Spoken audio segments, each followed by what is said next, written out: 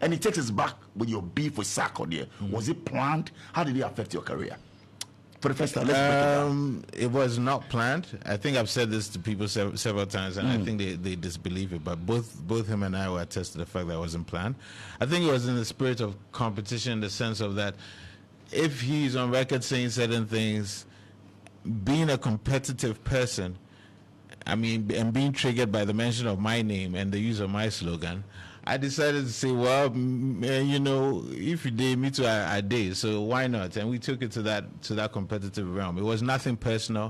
He hadn't stolen any money of mine. I hadn't stolen any shoes of his, no clothing. It was purely creative and competitive. And to a certain extent, ideological differences, which is okay, because that's what a lot of art is. You know, you've had Dubois, you had Garvey, you've had so many people. You know, I don't remember if Achebe and Soyinka had philosophical difference, but even in creative art, you've had a lot of people with philosophical differences.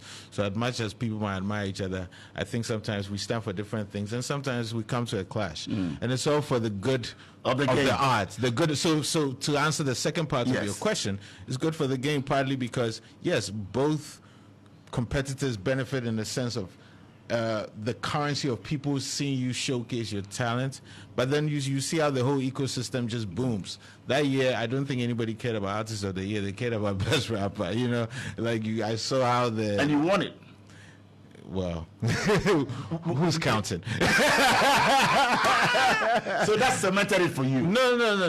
I was making a point in terms of the fact that even commercially, right, you saw that the people that were running these award shows were trying to capitalize on that. It was not really about me trying to talk about no regrets. Absolutely none. Because there are people who are in university. There are people who meet me and a big part of their life is about some of these moments. It's even bigger than elections for them, because they were in university, in college, probably suffering through exams. And some of these things were good respite for them. It also allowed them to have these in-depth conversations about art with their friends, you understand? And in all fun and games, I don't remember anybody telling me they got slapped because of it. so still digging in on that, you know, you use lines like, call the fashion police, they can make an arrest. These boys copying my West, looking a mess, it's retarded. Even my non-far back then had sense in it. When the boss is around. Who can you boss around? Were they not hard on your opponent? You said? But if you're in a battle, are you supposed to be soft on your opponent? I mean, I think okay. Here.